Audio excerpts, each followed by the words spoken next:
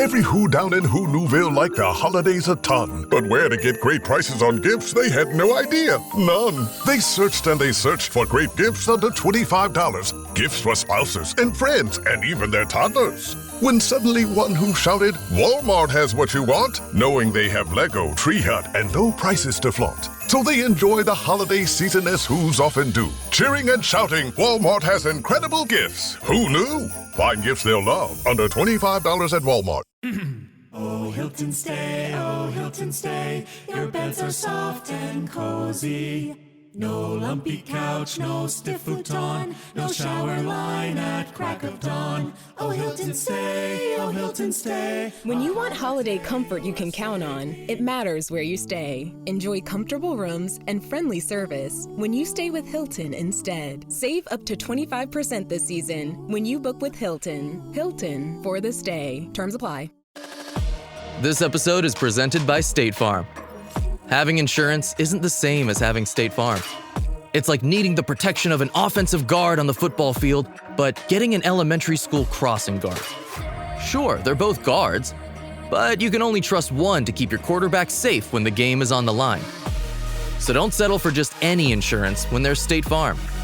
Like a good neighbor, State Farm is there. This episode is brought to you by Indeed. You're ready to move your business forward, but first, you need to find the right team. Start your search with Indeed Sponsored Jobs. It can help you reach qualified candidates fast, ensuring your listing is the first one they see. According to Indeed data, sponsored jobs are 90% more likely to report a hire than non-sponsored jobs. See the results for yourself. Get a $75 sponsored job credit at Indeed.com/podcast. Terms and conditions apply. Fire is the only pure thing in this world. On December 19th, the world of Avatar will change forever. There's something you're hiding. Tell her it is time. From director James Cameron. This world goes much deeper than you imagine. Get tickets now. Movies don't get any bigger than this. The day has come. Avatar, Fire and Ash. Rated PG-13. May be inappropriate for children under 13. Get tickets now.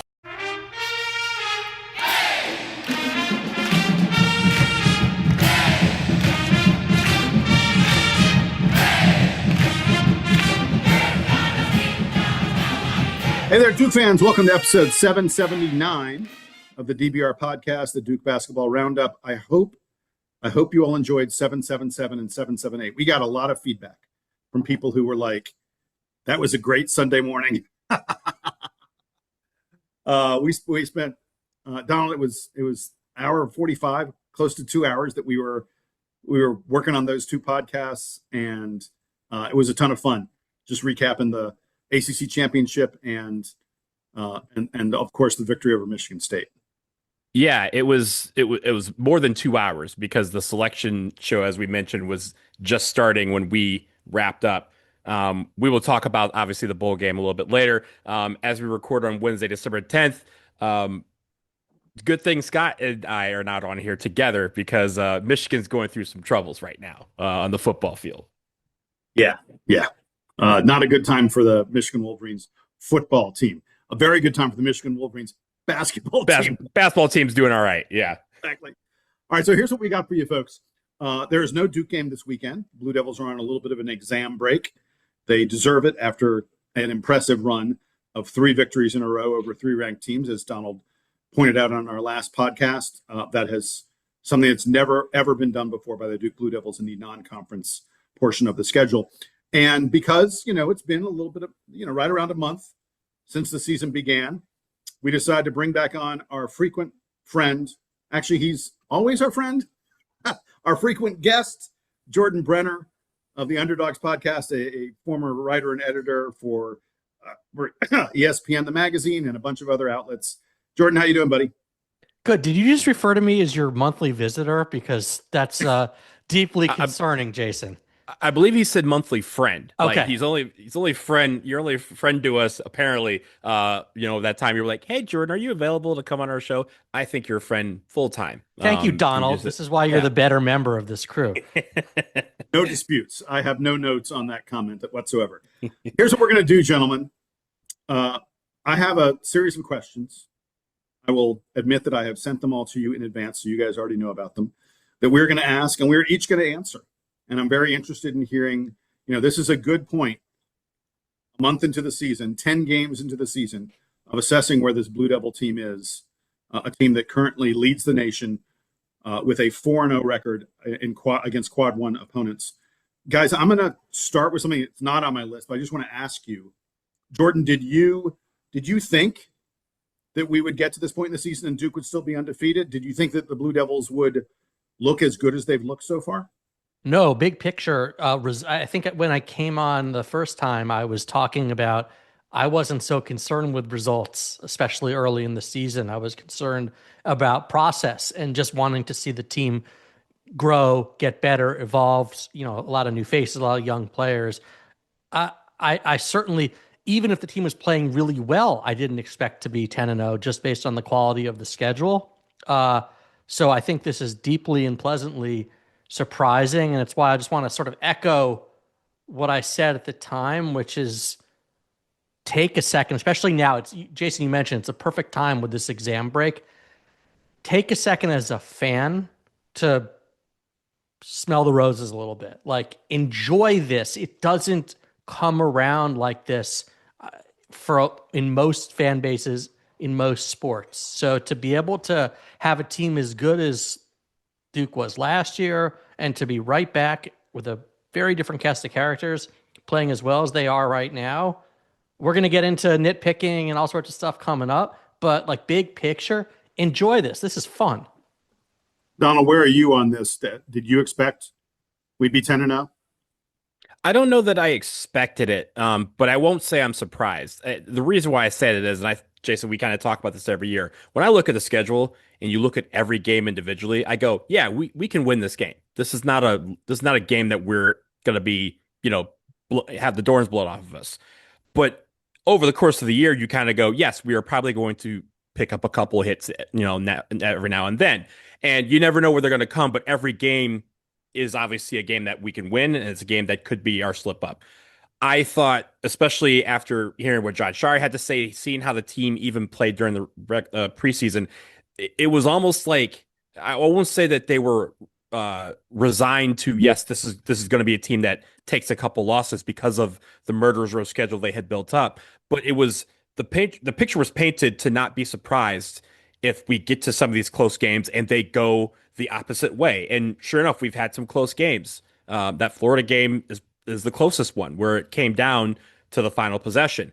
And last year we lost those games. This year we've won those games. And so I'm not surprised that we're in this position, but I also think that we're not done yet. And I don't want people to get relaxed. As Jordan said, admire the journey, but we still have a Texas Tech. We still have the ACC slate to go through. We still have Michigan in a couple of months, who, as we mentioned, look very good. So this is a nice time to pause and go, man, what a great month of basketball this has been. I'm glad that we're at this point. I'm not surprised, but I'm also at the same time, yeah, being undefeated really, really makes you feel a little bit better about this team.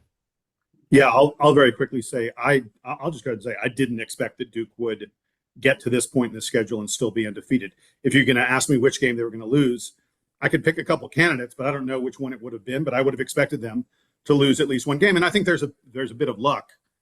I mean, let's be very clear. We've been in at least two, arguably three games, probably 3.5 maybe, where with 3 minutes, with 5 minutes left, it was a 50-50 game, or maybe 60-40. But the fact that Duke's found a way to win all of those, great. That's awesome. You want to see that. And we were on the opposite end of that a year ago with a team that was one of the great teams of the past couple decades, but just didn't win the 50-50 games. But also there's some fool's gold here. I'm really glad you brought that up, if I can just interject for a second. Because the analytics guy in me would absolutely be the first to point out the luck and randomness of one-score games, close games. You've seen the NFL with the Kansas City Chiefs from one year to the next, right? Unsustainable good, unsustainable bad. Actually, there's a bunch of teams in similar categories in recent years. The NFL is the most clear example of one-score games. But just like Duke's trouble to win one-score games last year, was probably overblown as some sort of fatal flaw that was wrong with the team, and a couple things probably went their way. You can't just say, well, this team is built to win close games. What I will say is this, though. Playing in close games, I do think helps you prepare you for future close games. So do I think that the fact that Duke has won all of these means they're somehow inclined to win the next one? No, but they're better off for having been through those experiences. Does that make sense? 100%. Absolutely. Let's get to the next question that I had on the list. From a big theme standpoint, a team play standpoint, I don't need to hear about individuals too much here unless you feel it's necessary. Jordan, what is one positive thing that you've seen from this team thus far that maybe surprised you or has really, really impressed you? Other than the 10-0 record, I think the team defense being at the level it is as quickly as it is has been a very pleasant surprise. I think this team had the makings of a very good defensive team. But again, just the nature of the era we're in, it takes a while to build a good defense. And you saw that with some of K's later teams. And even with John's first two teams, the defense was significantly better later in the season than it was early in the season. It's just hard to integrate these all these new parts. What I think is, and we talked about this a little bit sort of when I came on for a season preview, what I think has made it a little bit easier, and it's clearly an aspect of the way Scheyer is trying to build his teams going forward, is just the overall size and length. It can compensate for a lot just having height, not just protecting the rim, but on the perimeter. It lets you get away with certain mistakes. So I think in general, just the way this team is guarded ahead of schedule.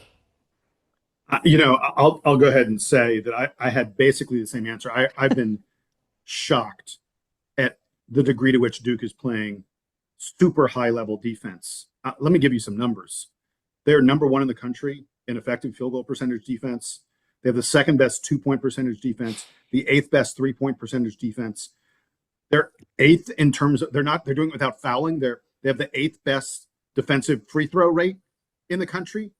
What are we even talking about? It's kind of insane that a team could be this good at defending and also not fouling. The things that Duke's doing on defense, considering there are so many young guys, there are so many guys in roles completely unlike what they were in a year ago. And a lot of the guys are not guys who came in. You tell me that Caleb Foster and Malik Brown are going to be good defenders. I'm like, no, duh. I've got years of data of seeing that to know that that's the case. You tell me that Isaiah Evans is going to be part of a good defensive rotation. I'm like, Nick Hamenia?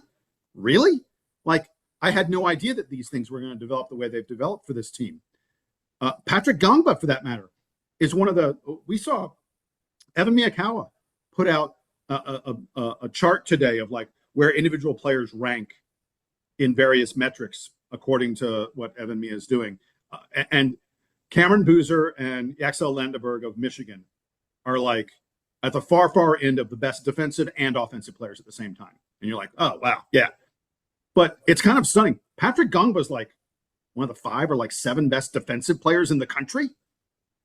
I had no idea. And that's one of those. That's one of the situations where the metrics are matching the eye tests because yes.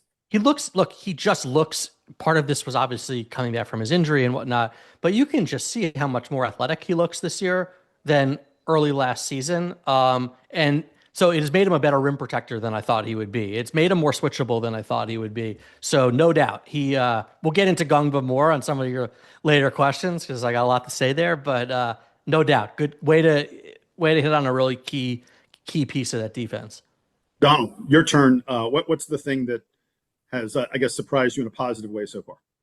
I won't say that it surprised me either, but I'll say that it's impressed me. It's the clutch play and the unflappability that this team has presented in the first month.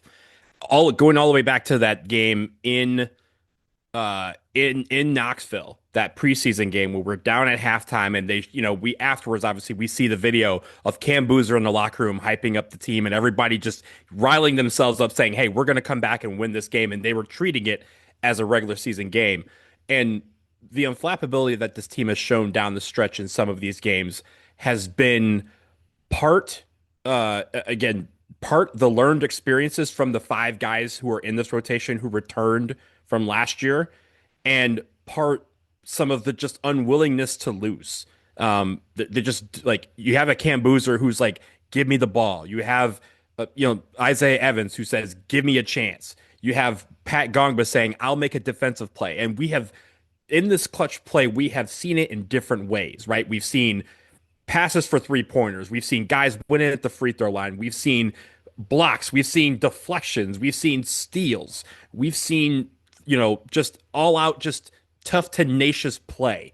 And we've also seen, again, from the coaching staff on down to the end of the bench, everyone locked in saying, "This is our game.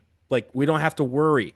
To your point, Jordan, if the luck rolls the other way and the ball dribbles out of bounds, don't worry about it. Like, go and play your game, because your game is going to be what gets us over the top at the end." And that's what they've been doing. Right. And I think, to your point, they definitely haven't played a full 40 minutes yet. And I think Not at also, all. like, Yeah. the longer you're a sports fan, the more you just get a feel for when something is about to go wrong, or when you're going to lose a game. Right. And I would say in both the Florida and Michigan State games, particularly Michigan State, but they were, when they blew the lead, it's like, I've seen the show before. This is going to be, this is not going to end well. And then they'll learn from this loss and blah, blah, blah, blah, blah. And they held it together after a very tough situation. We've seen what happens when you lose a lead, right? Many, many times in this program. And the Michigan State game, when Michigan State went up 5 off that 3 with the behind the back, the cut, the pass through the legs, weak side corner. It's just like, okay, you know what? They weren't going to go. It was the whole point. Like, they weren't going to go undefeated against the schedule. They were due for a loss at some point. Michigan State's clicking now. This is the part where it's too much. So it's funny. And it you wasn't. mentioned that. Yeah, it's funny you mentioned that, right? Because that feeling you mentioned, and we all have had that feeling. We know exactly the games too, where you kind of first 5 minutes were like, well, I mean, we're massive, we're diehards, so we're gonna have to watch this whole thing. But casual fans that are Duke fans are gonna turn this off because we know what the end of the score is. I have not had that feeling yet this year, and I think that is a testament to what this team has been able to present itself throughout the first month. This could all be for naught, right, in a month, but so far, every time they're inside 5 minutes and it's a close game, I have, just like the coaching staff, kind of trusted in the confidence of this team to pull together and make that stop. And also, I think the unknowing of where that clutch play is going to come from and in what way it's going to manifest itself, I think also was part of that puzzle to make it where it feels so satisfying when they do pull it off. Well, and I'll tell you the other thing about the clutch play that has impressed me is that it hasn't been from a single individual player. They have been, a year ago, we also, put the ball in Cooper's hands, let Cooper do Cooper things. And I'm not saying there's anything wrong with that. I think Cooper Flagg is still going to go down as a great NBA player, and putting the ball in his hands is always a smart move, even though it didn't work out a lot last year for Duke. But this year it's been put it in Cam's hands and let Cam make a decision about who's going to make the play. Oh, here's Isaiah. Oh, here's Caleb. Or sometimes it's just Cam doing it himself. The fact that they've had multiple guys play, and by the way, speaking of Pat Gongba, some huge defensive plays and some huge rebounds from Pat in these clutch moments. There's just so many different guys who have said, oh, it's my turn. Okay, I'll get it done. And it's, again, you can't help but compare to last year when it was the exact opposite. As great as Con Knipple is, as great as Tyrese Proctor is. I mean, all these guys. Well, Duke and I was also like, think I texted you after the Florida game, and I said the least surprising thing I've seen all season was Malik Brown deflecting the pass at the end. Like, if I could yeah, have put money on like this pass will be deflected by Malik Brown, like I would put it all on it. It also just made me like think again, if they had a fully healthy Malik at the end of the season last year, maybe, but we won't go there. all right, let's move on Yeah. because I got a bunch of questions. The next question is this: same criteria, big themes, team play, not individuals necessarily. What's the one negative thing? What's the one concern that you have about this team, based on sort of where you thought they would be? Me first? Sure. I'm gonna let you go first all the time because you're the special guest. So the monthly visitor, yes. Okay. So I have various sort of concerns ever, but I think maybe the most the one that may be the hardest to fix or address is sort of the lack of a consistent second scorer. I still a lot of candidates for that role, by the way. Are there, or are there a lot of guys who really should be solid third and fourth scorers? But I'm going to do what I promised I wasn't going to do when I came on last time and compared to last year's team. There's no Knipple. There's no guy of that ilk who can create and manufacture offense the same way. I think probably our second best scoring option at this point is Gungba. And just in terms of the most ways he can score, his efficiency on the block. In a lot of other systems, if you didn't have another big guy playing with him who demands the ball even more, Gungba could be getting 17, 18 a game somewhere else, getting more usage. I think there was a lot of thinking that it was or it should be Isaiah Evans, but I have not seen.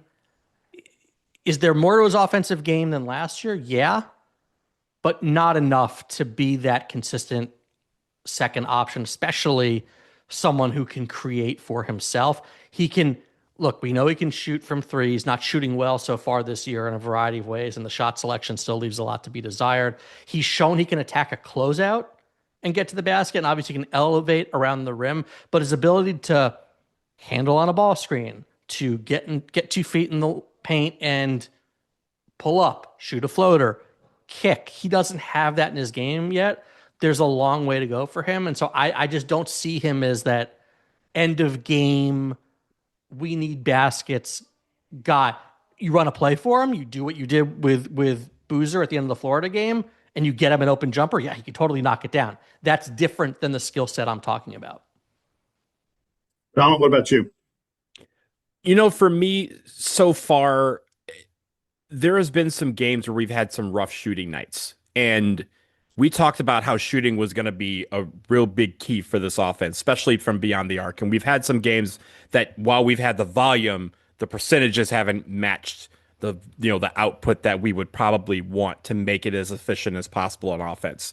And I think it's manifested itself in some of these close games that we've kind of had to overcome. Now, the great thing is we've overcome them, but that's going to be a water well that runs dry at some point. You can't always fight yourself by shooting 100 times in a basketball game to make up for the fact that you're only hitting 35% of them. So that has been for me so far, the biggest concern is that there have just been games where you see the closeness of a game, you go, oh, how are we going to win this game? Because shooting is not part of that equation right now because we're not making them. Sure, they've had some clutch shots, but they've gotten to those points by, again, missing a ton that were open or, again, shot selection. But either way, the percentages I thought would be a little bit higher across the board, and free throws are included in that than they have been so far.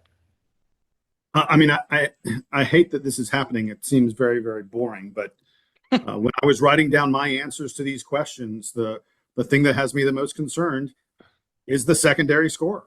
I don't know how you can be a Duke fan and not look at that and look at what's been happening in our games and go, hey, Cam got in foul trouble in the last game in Breslin, and Duke pulled it out. That's great.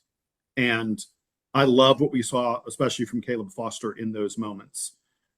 And I sort of wonder, in my head, I think about the ACC tournament last year when Cooper went down and suddenly Khan took over that role. And I'm like, okay, God forbid, if something happens to Cam, whether it's a one-game foul trouble or whether it's something small that has him out for a few games, is there anybody? And Caleb is the only guy who I think has even come close to exhibiting that kind of trait.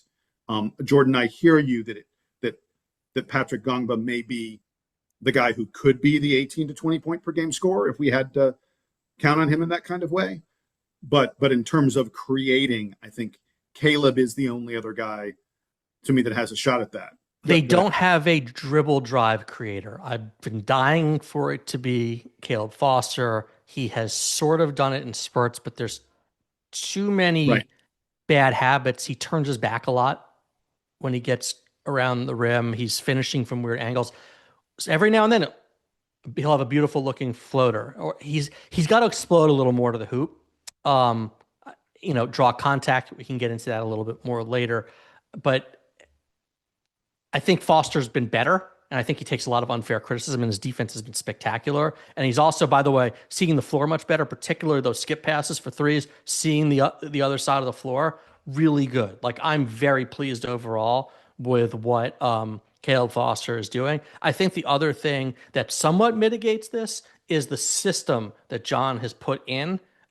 Because there is so much more passing and cutting and off-ball movement than I've ever seen from a Duke team, because they're using their bigs. I think they referred to it as playing catch with Malik last year, right? Like out on the perimeter and just playing through them. And there's randomness in terms of whether you're going to cut, you're going to screen, it's a flare, you come back, different ball screen. It makes it harder to defend, and you're less reliant on an individual's creativity. I think that's the brilliance of it. You may not have those creative players, so you found a system to help compensate. In a tight March moment against a really good defensive team, I'm curious to see how much offense Duke will still be able to create off of just cuts and movement. I still think it has to be a mix. You still need someone who can draw, two guys, but Duke is running. It's beautiful basketball that we're watching. And so I do think that minimizes some of this issue. I got a question for you guys.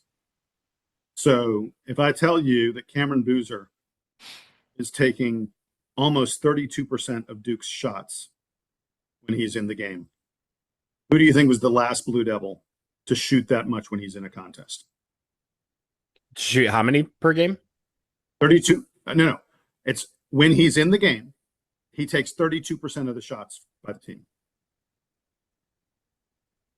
That high a percentage of shots.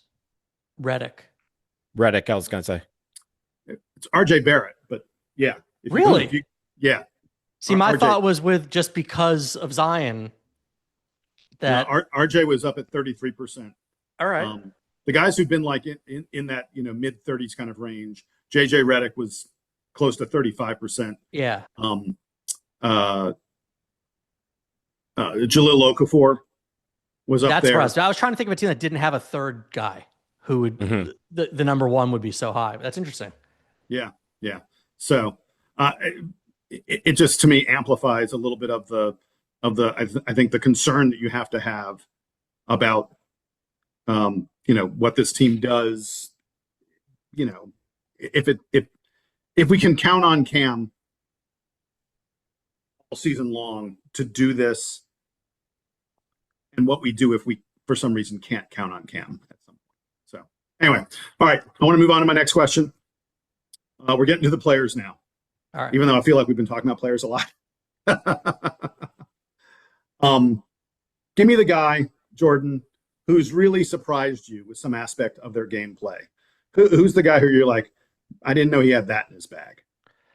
Yeah, so let's go back to my guy Gongba again for a minute here. I liked him. I liked what we saw of him last year, and I knew after last year that he was a guy you could throw the ball to on the block, and he could get you a bucket. Even that version of him, the sort of less physically developed, athletic, heavier version. I didn't know that he had so much else to his game. I thought look again. I went in thinking he could score anywhere, but better dive guy than last year. Clearly, they want him shooting threes for a reason. He can hit them, and it changes things for the offense when he's a threat to shoot, which is why you want him to keep taking them. We've talked about his defense. Again, the switchability, the recovery, the rim protection, better than expected. And his passing has really, really been just a beautiful dimension that makes this 5-out offense work, even when you're playing 2 bigs all the time and 3 bigs occasionally. But because everybody can handle and pass, if not necessarily shoot, it works. So yeah, I've just been so pleasantly surprised with him, and I just hope it doesn't mean he's gone after this year because he's playing really well. Don, what about you? I'm going to echo it, but I'm going to add this. It's not that I am surprised that Evan Mia's prediction of him being the second best player on this team has panned out. I'm actually super happy that it has panned out because it shows the work that he's put in. Pat had last year was kind of rough for him at the start, right? He had the foot injury that kept him out almost the entirety of his high school senior year. He comes to Duke. He's still kind of battling those issues. It really took him a while to literally get his footing. And we saw kind of glimpses of, hey, what he could be at the end of last season when he had to emerge when Malik Brown went out. And this year, even the question was, will he take on this enhanced role, or are we still going to see that kind of swinging pendulum between him and Malik Brown?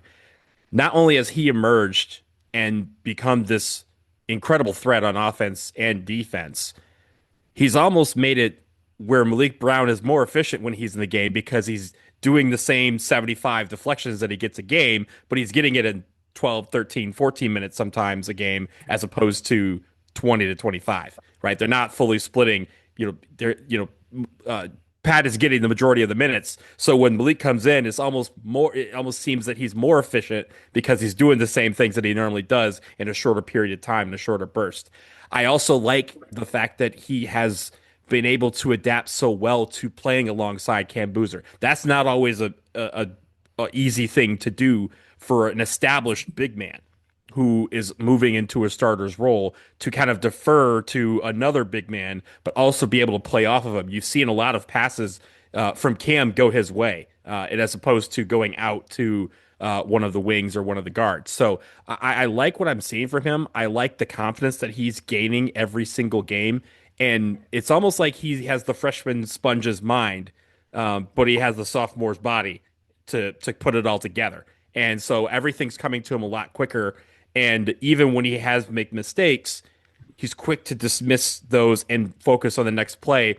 Where again, on offense, if he messes up, that's okay. He's going to get a block on the other end. Or he's going to get a deflection on the other end. If he messes up on defense, that's cool. He's going to get a monster jam. They're going to find him, or he's going to hit a 3 on the other end. So I'm loving what I'm seeing from him, and I'm hoping that we continue to see this kind of Pat the rest of the season only get stronger, because as he gets stronger, so does the rest of this team. All right, my answer to the question of, who's the guy who surprised you a little bit is Cameron Boozer.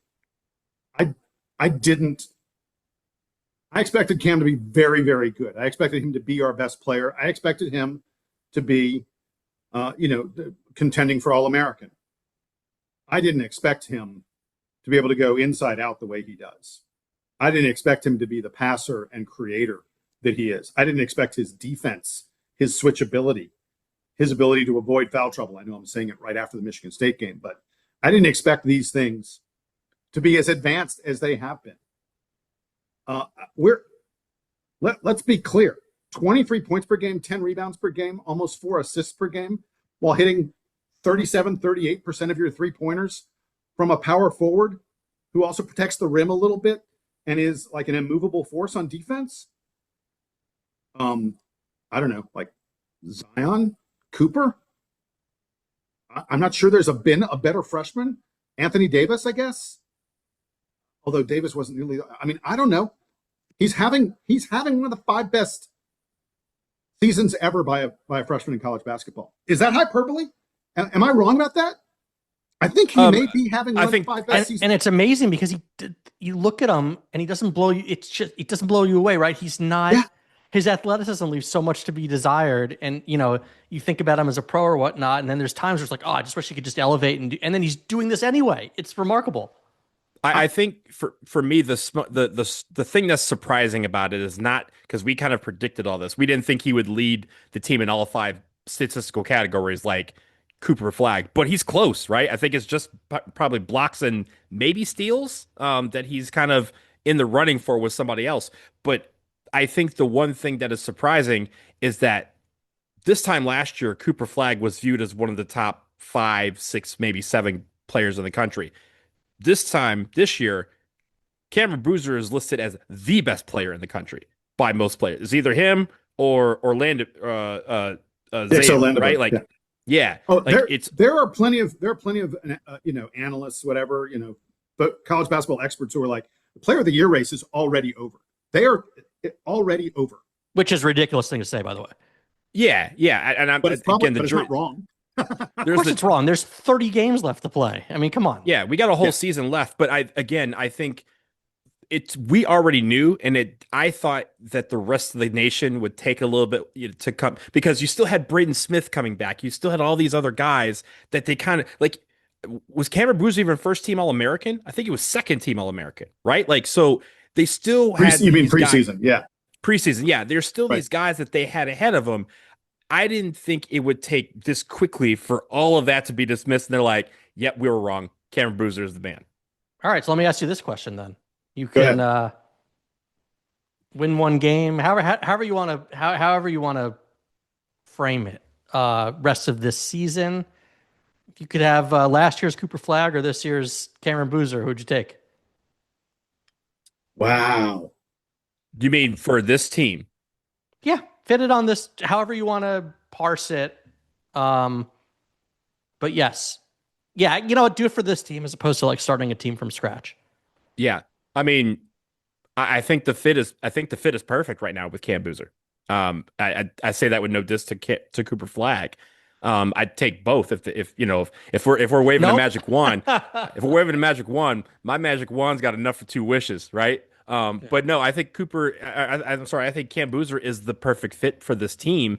And just like last year's team was built around Cooper Flagg, this team has been built around Cameron Boozer in a way where I think plugging the other in doesn't make as much sense as you would think.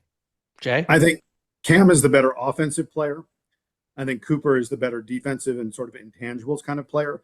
I think I would take Cooper, but it's really tough. And Donald makes a really good point that I think this team is kind of built for Cam, and I'm not sure that what Cooper did a year ago would work in quite the same way on this team.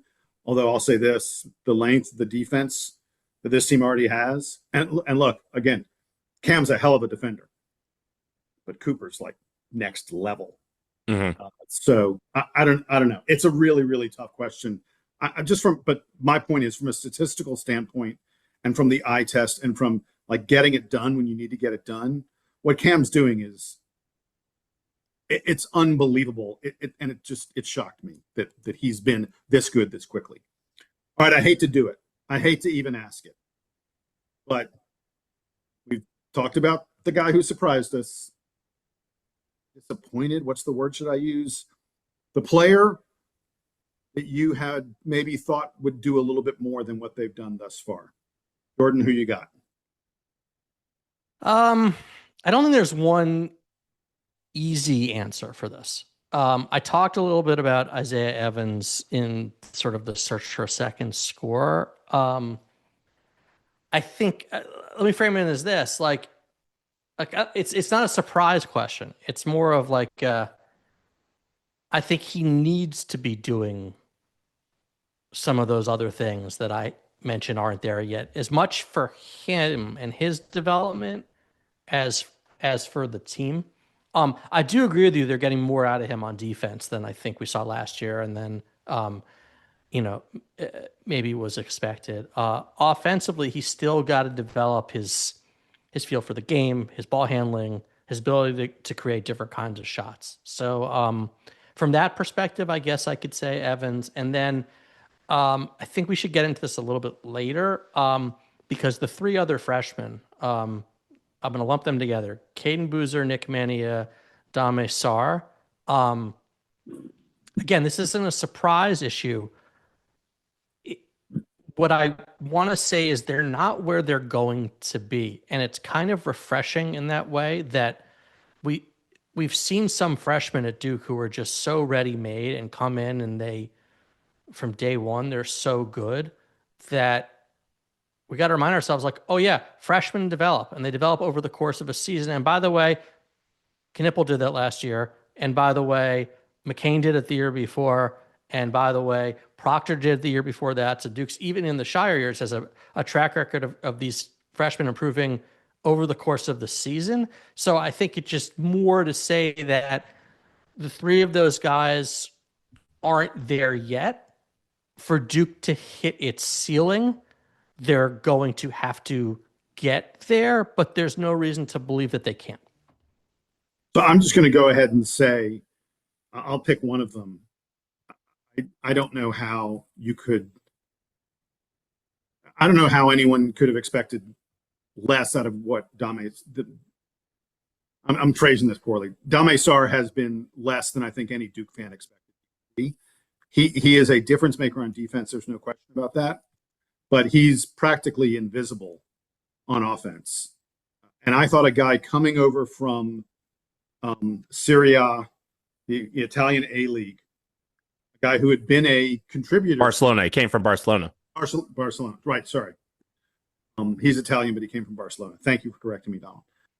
I mean, this is a guy who was playing at the highest levels of European basketball and was not an invisible player on offense the way he is at Duke. He is available for corner threes, and that's about it. There's just very little else that he's adding. His ball handling seems very, very shaky. By the way, just in terms of numbers, like more than 60% of his shots are three-pointers. Well, did you expect him to be a high usage creative type, or did you expect him to play off the ball? Because I certainly saw him as more of like a 3-and-D wing type.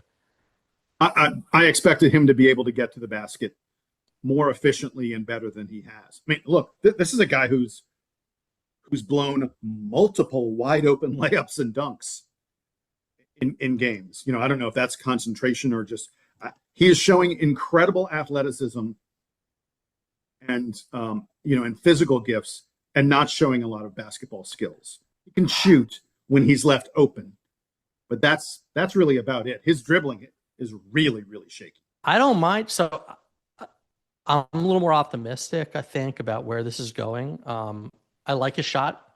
I like his form. A lot of shots have been sort of in and out. I think he can be a real corner three threat as the season goes on. And I've seen some ability to attack a closeout with a hard straight line drive. You're right. He's got to learn to finish a little more consistently, get used to the physicality in the lane there. But that's the type of stuff that over the course of the season can improve. I didn't look at Dame Sarr as a guy who is going to run pick and roll, who you're going to put the ball in his hands and say, create for others. I didn't think he was going to get to the basket really off anything other than closeouts, but I think he can and will do that. And I think that's one of the areas where the team can take a next step is when he learns to do that. Well, when Duke got a commitment from the guy, I said Duke needs a second scorer. That's what we thought Cedric Howard was going to be for this team, and would have been. Heck, he might have been the number one scorer on this team, the way he's playing in the NBA. But we had all identified back in April, May of last year, at the end of last season. Oh, for next year, Duke needs a running mate, a second guy, and that's what I thought. That's what I think a lot of people thought Dame Sarr was going to be, and he has been far, far, far from that. I'm not saying it can't happen. I'm not saying that someone else couldn't develop into that. I'm not saying that it is a fatal flaw for this Duke team by any stretch of the imagination, but just in terms of a player that I expected more from, I expected a lot more from Dame Sarr. Donald, your turn to answer the question. So I'm going to take it a little bit further because I think when we got Dame Sarr, the big rap on him was that defensively he was polished, but offensively he was raw. Right? We talked about how raw he was, like even during the summer air quotes raw uncut videos that we like to overanalyze. Yeah. We were overanalyzing Dame Sarr's offensive game because we said, hey, this is a little more raw than we thought it would be. But if you take the whole thing, the biggest question mark coming out of this summer was that three spot. Who was going to start in that three spot? How is that production going to come from the three spot? And really, if you want to borrow from Moneyball, we had three guys as the answer to cover, to replace Colin Knippel, right? And it was Dame Sarr's athleticism and defense. It was Nick Aminia's passing, and it was Darren Harris's shooting. All three of those traits were things that we said, okay, they have to choose essentially between what they want in the starting lineup and then the rotation of when these guys come in. These guys are going to be expected to do those things. Yes, they're going to have to play defense and do the other stuff. But, when you bring Darren Harris on, you're expecting him to shoot the ball. When you bring Nick Aminia on, we were saying, we were talking about Nick Aminia being considered in the stats game for the passing assist category, right? We were talking about his passing being that valued on this team. And the defensive stats, the Dame Sarr's name was mentioned a lot in those. So far, I think as a unit, that three spot has not come along as far as we thought it has. And it's because those three big traits have been a little more stagnant than we anticipated. And again, there's still room for that to improve. There's still room for that to grow. The biggest thing is, again, if we think about this time last year, think of all the guys who had not even, blipped, right? Like we had just seen Isaiah Evans for the first time. Big Pat had not played, really had barely played games and had not yet gotten his opportunity.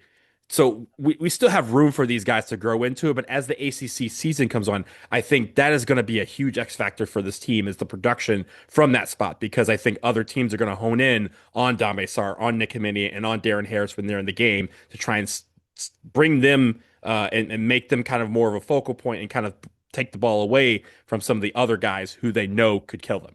I think that's what's going to need to improve. And that's where I think we really haven't seen the ceiling that we thought we would see so far this season. I do think that when you're looking at that spot right now, it is the fifth option on offense, and no one's going to have a fifth guy who's high usage, right? So you're asking to fill a fairly narrow role, even though they each do it a little bit differently. There's also a fourth option, which we've seen in spurts, which I think could manifest itself into more minutes as well, which is playing Caden Boozer and Caleb Foster in the backcourt together more with Evans as the nominal three. It gives you, in particular, a lot more ball handling than Evans at the two, and particularly Sarr at the three. I think Jon is still mixing and matching with combinations and seeing who plays well together. Caden Boozer is another guy we really haven't talked about, and I thought he struggled against both Florida and Michigan State. But again, there's a lot in there, and I've seen a guy who can get into the lane. And if you remember, again, last year, early in the season, Knippel was getting to the rim, and he wasn't quite sure what to do there. The pump fakes and all the craftiness we saw, the timing was a little off, right? The understanding. Now, by the end of the season, he was so good around the basket. Those same ball fakes, those same understanding sped up a little bit. So I'm hoping that, because Caden Boozer this team lacks guys who can get into the paint off the dribble. He does have a little bit of that in him. If he can figure out what to do when he gets there, that raises this whole team ceiling as well. Let me put a button or a final note on the Dame Sarr stuff. A year ago, playing in EuroLeague, playing against men, playing against professionals, he averaged 6 points per game and 12 minutes per game. He's averaging 6 points per game and 20 minutes per game here at Duke. I don't think Duke's schedule thus far has been tougher than what Dame Sarr played against in EuroLeague. And, getting 30, 40% more minutes, his scoring is exactly the same as it was a year ago. I mean, Dame Sarr had a run in EuroLeague last year where He scored in double digits 4 games in a row, including one game where he had 21 points. Were those? Wasn't he playing on like floating between their two teams or no? Was No, he with the? He was with the A. He was with the main team. He was with the main team, but wasn't playing much until closer to the end of the season. Okay, right. It was March and April that I'm talking about that he was doing this, and it's just I don't know. I'm surprised that what was succeeding for him in Europe has not so far translated very well to the U.S. Although I think a lot of it is the European games played kind of differently in terms of the athleticism and things like that. So, but anyway, I'm not going to belabor it any more than I am. And I dearly, dearly hope that, when we revisit some of these questions in another month, that I'm singing the praises of Dame. Sorry, I won't be surprised if I am. He clearly has that kind of talent and ability. Guys, we're going to take a quick break. On the other side, what keeps Jon Scheyer up at night? What is Jon Scheyer's nightmare? I'm going to ask that question when we come back.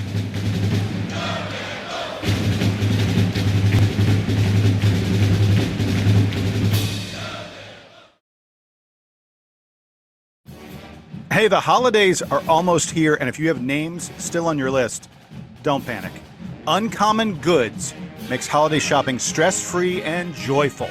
With thousands of one-of-a-kind gifts you can't find anywhere else, you'll discover presents that feel meaningful and personal, never rushed or last minute. Uncommon Goods has something for everyone, from moms and dads to kids and teens, from book lovers and sports fans to foodies, mixologists, and gardeners. You'll find unforgettable gifts that are anything but ordinary. And perhaps most importantly, you're supporting artists and small independent businesses. Every purchase is a chance to choose something remarkable and feel good about where your money goes. Look, so don't wait. Make this holiday of the year you give something truly unforgettable. To get 15% off your next gift, go to uncommongoods.com/DukeBB. That's uncommongoods.com/DukeBB and get 15% off. Don't miss out on this limited time offer. Uncommon Goods. We're all out of the ordinary.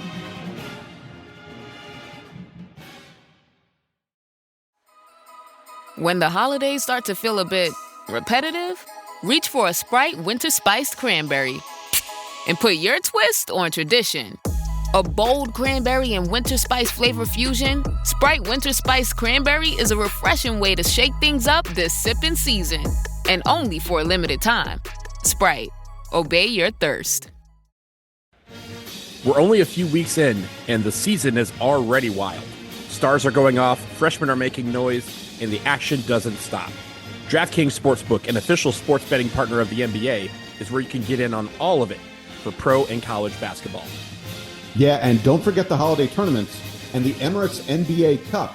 Big moments, big matchups, and a whole lot on the line. Don't miss out. Jump in and bet on the action today. So download the DraftKings Sportsbook app and use code DukeBB. That's code DUKEBB. Bet $5 and get $200 in bonus bets if your bet wins. In partnership with DraftKings, the crown is yours. Gambling problem? Call 1-800-GAMBLER. In New York, call 877-8-HOPE-NY or text HOPE-NY 467-369. In Connecticut, help is available for problem gambling. Call 888-789-7777 or visit ccpg.org. Please play responsibly. On behalf of Boot Hill Casino and Resort in Kansas, 21 and over. Age and eligibility varies by jurisdiction. Void in Ontario. Bonus bets expire 168 hours after issuance. For additional terms and responsible gaming resources, see dkng.co/audio.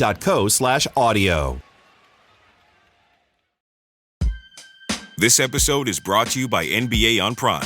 The NBA on Prime is back with an exciting week of Emirates NBA Cup action. The knockout rounds begin with quarterfinal doubleheaders on Tuesday and Wednesday night. Then it's a semifinal doubleheader on Saturday. And it all culminates with the championship game next Tuesday night, only on Prime. If you're not a Prime member, sign up for a 30-day free trial to get started today. Restrictions apply. See Amazon.com/Amazon Prime for details.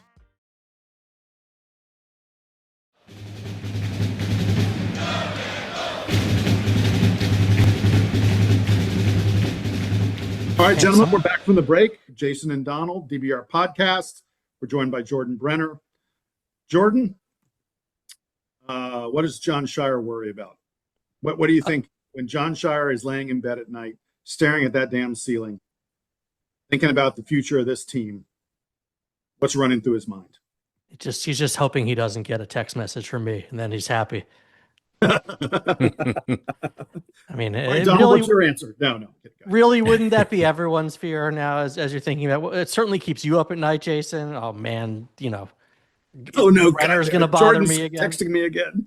Yeah, exactly. Yeah. I mean, I'm sure, like most coaches, a million things, right? What are you afraid of? Look, I think you're always afraid of the thin margin with health, right? You're always just one, knock on wood, one injury away from everything changing. We've seen that plenty of times at Duke, plenty of times with all our other favorite teams in other sports, and so forth. So that is clearly something. I'll tell you something that worries me, that worried me last year, and it came to manifest, and it's free throw shooting at the point guard position. Last year, I told people that I didn't have faith in Tyrese Proctor on the line in a big spot. And damn if that didn't come true against Houston. Well, his free throw shooting is better than Caleb Foster's. And look, he did finally knock just by the way, just so people are aware, Caleb Foster is currently hitting 60.9% of his free throws. That was after. At one point he had the rare distinction this year of shooting exactly 50% from 2, 3, and the free throw line, which was fascinating. But I very much worry about who you're getting the ball late in the game, who can handle and take care of it, prevent a turnover, and then go knock down those free throws when the game is on the line. Look, he had 2 against Michigan State, 3 out of 4. I'm trying to remember, but there were some positive signs there. But he had a 1-and-1, and he hit them both against right. Michigan. But didn't he miss 1 or 2 before? He missed against Florida. Yeah, he just he's just in 3 years here. He's never looked comfortable at the line. For as good a shooter as he is, there's something going on there, and that's a feeling I can't shake, that if we're in a big spot late and he's the guy going the line, I don't think anyone would be particularly confident just based on the numbers. Well, like I said, recapping the Michigan State game, Duke had an inbounds play where it was coming out of a timeout. It was with 10 seconds left or something like that. And this was the play where we knew we were going to get fouled. We knew a guy was going to go to the line to get a 1-and-1, and it was a 3-point game. Someone had to hit that shot. Someone has to make that free throw. And they ran a play to get the ball to Caleb Foster, which says to me that the coaches were pretty confident in him. Or at least they thought, worst comes to worst, we go to overtime. I mean, I'm glad. I'll say this. In retrospect, I'm glad he was in that moment. Yes, I mean, now he's got something to draw from, and hopefully that builds.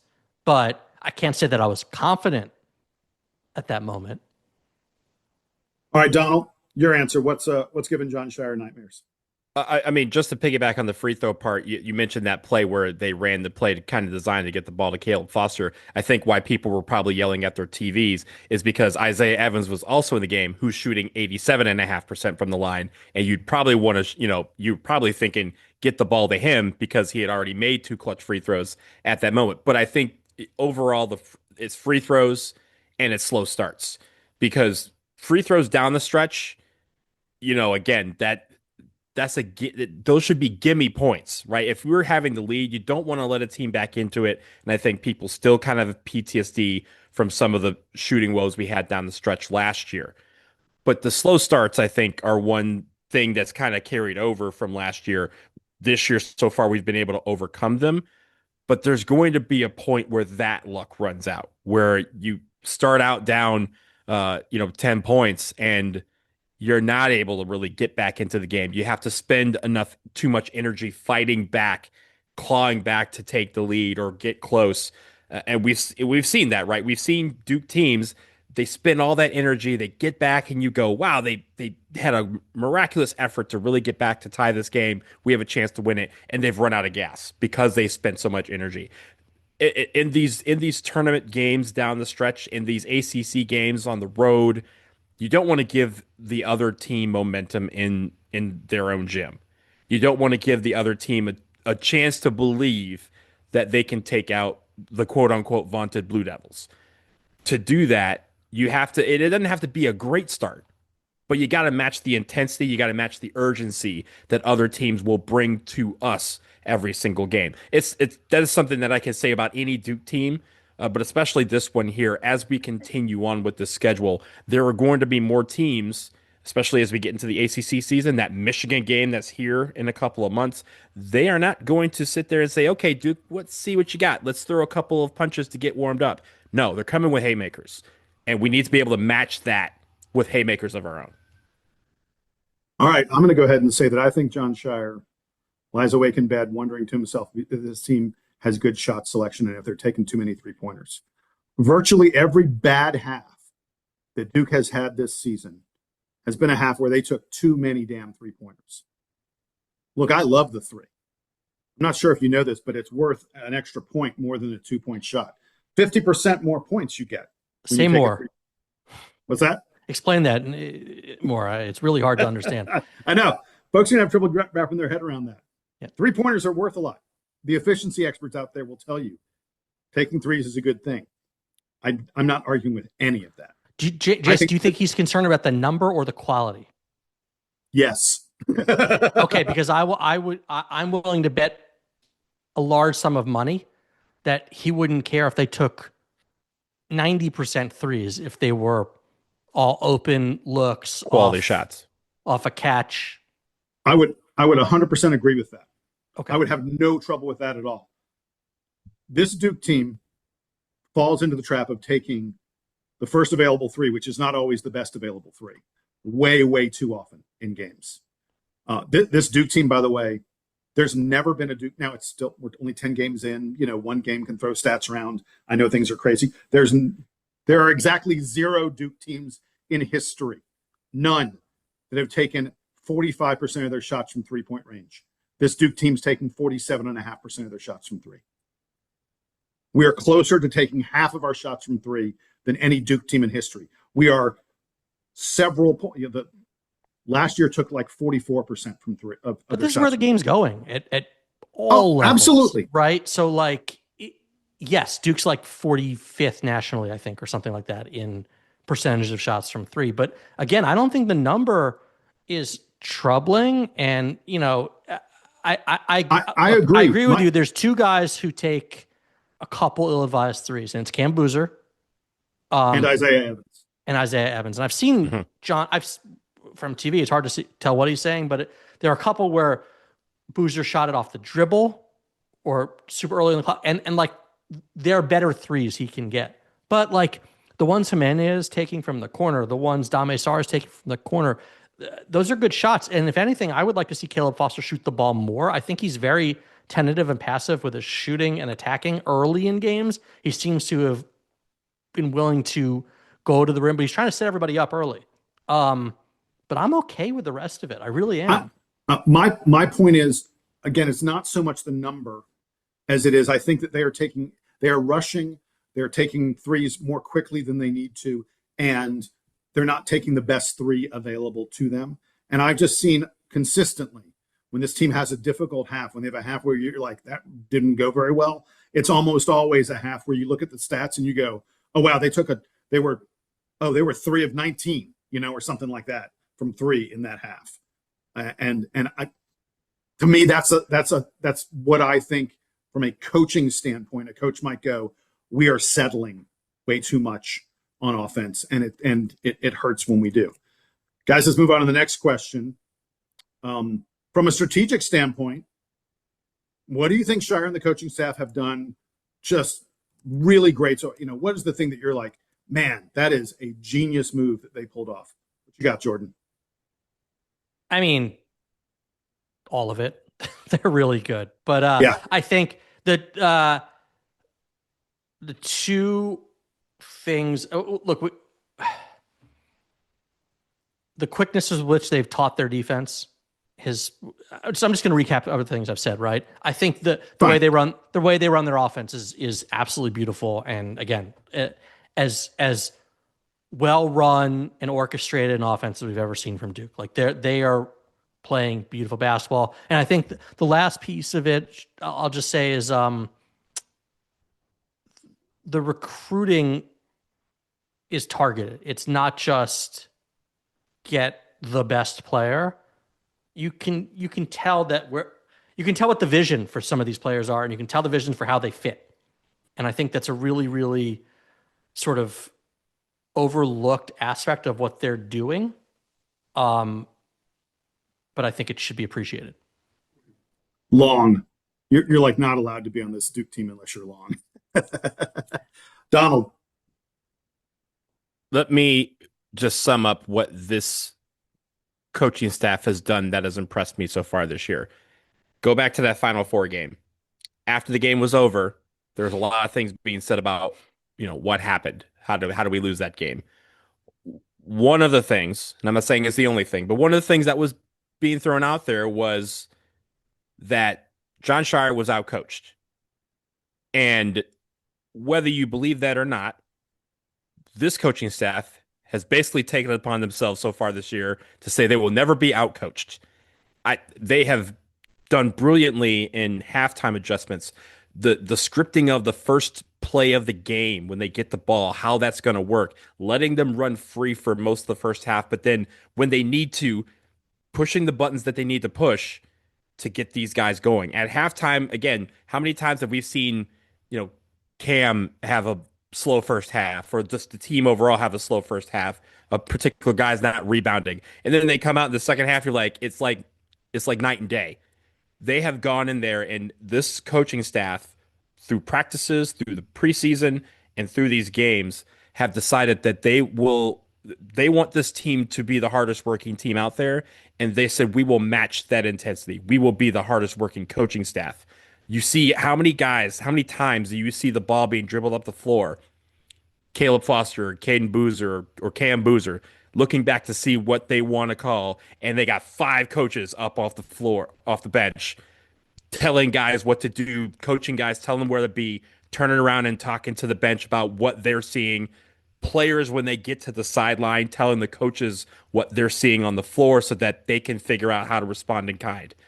It's been masterful in how they've done that so far this year. I hope that continues, because I think they've learned a lot from last year, and even the newer additions to the staff have brought in dynamics that we didn't have last year in the coaching staff, and it is showing in how these guys are responding. To me, it is the way they have embraced versatility. This is, I think most coaches, certainly Coach K, have certain things that they are most comfortable doing. Whether it's how they run their rotation, what kind of defense they have, all this other kind of stuff. I mean, we used to get so, we would go like, oh my God, Duke's playing a couple possessions of zone, when Coach K was the coach. This coaching staff that Jon Scheyer has this year, led, of course, by Jon, has embraced versatility in ways that I did not expect, and I think has been really impressive. We have seen this team play a game down the stretch with Malik Brown, Cameron Boozer, and Patrick Gungba in the game at the same time. We've also seen this team play games down the stretch where Cameron Boozer, who's mostly a perimeter player, was the biggest guy on the floor, and they didn't have another big man in the game. That wasn't like months apart. That was back-to-back games. We've seen this team embrace a zone defense when they needed to have it.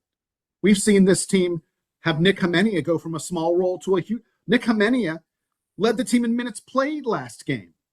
A week ago, if I'd said that was going to happen, you would have been like, well, how many guys must have gotten injured for that to happen? We went through a stretch the first 5-6 games of the season when it looked like Caden Boozer was going to supplant Caleb Foster as the point guard. Fast forward 5 more games, Caleb Foster looks like he may be the second best player on this team, perhaps. It's just the fact that they have embraced different styles, different players, different ways of using those players, to me has been super impressive. And it shows you how much upside this club has as they continue to figure things out over the course of, we're 10 games into what I think and hope will be a 40-game season. We're only a quarter of the way in. And look at all the variety we've already seen. It is just really, really exciting. Yeah. All right, guys, last question. Can be very rigid in their approach. Please. A lot of coaches can be very rigid in their approach, and I think what you're seeing is the antithesis of rigidity. They are always willing to try something different and search for what works best in this particular situation, and I think it's extremely commendable. Okay, go I ahead. also think real quick, the amount, again, going back to showing how they're kind of their plan and their layout kind of changes from game to game. When they talk about scripting that first play and how they, we'll see him drawing it up on Jon Scheyer drawing it up on the board, them executing it. It's been a completely different play every single time they do that. Yes. It's been Pat shooting a three. It's been Caleb Foster driving. It's been a Cam dunk. It's been an alley-oop. It's been a bunch of different things. So I like the fact that they're looking at these games and saying, this is how we're going to establish the tone for what we're going to do in this game. And every single game is going to be different. All right. The final question as we wrap things up here. We are getting up. We're getting close to the season of giving. It is your job to give one gift. There can be anything in that present you want. I mean, you can't put Cooper Flag in it. You can't. Within reason, what is the one gift that you're giving to this Blue Devil team? Jordan. Yeah, like I said earlier, more than anything else, I mean, I'm giving them health. We can talk about a fully developed Nick Amenia or, Caleb Foster becoming an 80% free throw shooter or any of these other things. But bottom line is it all pales in comparison if they don't have their full squad. So stay happy, stay healthy, enjoy the holidays, and let that health sustain for the next 4 months. Mr. Wine, what do you say? Every year we do this, health is the given. So we just have the blanket health. I will add the continued high level of intensity that these guys have been playing with. The fact that they've seen so many games away from home that are big time, and they have responded with the intensity that's been required. I hope that continues. And I'll go off the look. Health is an obvious answer, and it's a good answer. It is, of course, the number one thing you would give to them. But I'll give them one other thing, which where is are you going? Candlesticks? No. Well, it was a Durham. There's a whole little connection there, right? I'm going to go ahead. In all seriousness, I'm going to go ahead and say a year ago, Isaiah Evans hit almost 42% of his three-pointers. I would like to give them a 40% shooting Isaiah Evans from three-point range next season. Not next season, but for the rest of this season. Isaiah is currently at 32%. We know he's a better three-point shooter than that. So my gift to John is that Isaiah Evans becomes the second scorer for this team because he turns back into a 40+% three-point shooter. All right. Any final thoughts or anything, or should we wrap it up? We've been doing this for a long time. I think we're good. Thanks for having me, guys. Absolutely, Jordan. It was a ton of fun, man. Every month we get to do this. We should do it more often. You should be more than my monthly friend. So many ways to go with that, but I'll just Donald, I'll be good and I'll leave it. Donald, really quick, there was something else that you wanted to add something about a bowl game?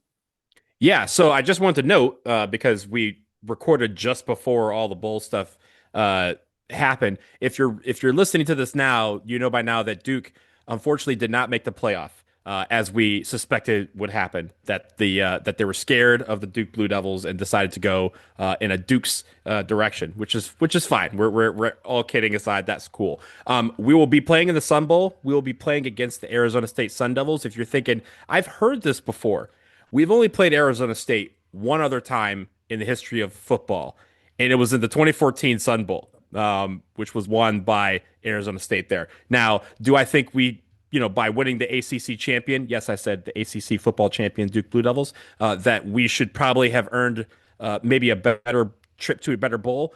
Yeah, sure. I think so, because I think there's a little bit of disrespect there. It's also one of the lone bowl games that is not on ESPN, and maybe there's room for conspiracy for people who think that ESPN and ACC get together to form these things, and that there was a little bit of disrespect towards the ACC football champions. But I think this is a prime opportunity for our players. I know there's the transfer portal is open, so we're going to see some guys decide to enter the portal. We've already seen a couple so far, but I think there's another opportunity for Duke to get yet another win to close out the year.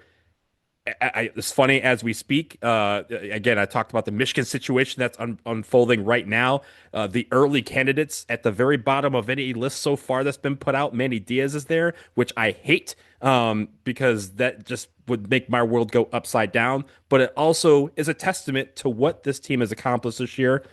I think the one part of the disrespect that I don't like is that this bowl game will be at noon on December 31st. And Duke basketball plays at 2:30. So there will be overlap. So there's literally a scenario where people will have to choose between the football and the basketball, which I think is completely unfair to this particular fan base. And it's particularly unfair to this football team. But I think we should never take a bowl game for granted. I've said that. I come from the era where we didn't win regular season games, much less go to bowls. So the fact that we're still in the Sun Bowl, we should take it as an opportunity to whoop up on Arizona State, hopefully, and declare ourselves, national champions by way of Golf Digest magazine, like UCF did. But until then, I'm sure we're going to preview that later on down the line. I just want to make the note of the fact that Duke is going bowling, ladies and gentlemen. It will be in El Paso at the Sun Bowl. By the way, Donald, I think that the Sun Bowl is at 2 p.m., not noon. I think it's noon local time, 2 p.m. East Coast time. But regardless, okay, your overlap still exists. Yeah.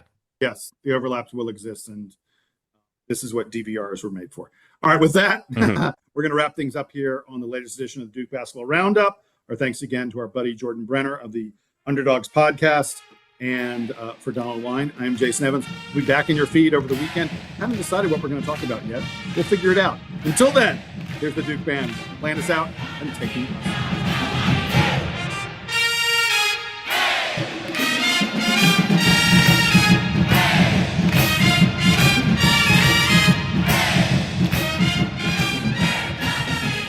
And this is the one where you want me to sing also, right? Yeah. You should sing all your answers. Okay. And if possible, it'd be great if toward the end of them, you and Donald could harmonize a little bit. Hey, we've been working on our duet, so yeah, Good. we're thinking about going, national with our. If you thought Hamilton was good, wait till you hear this.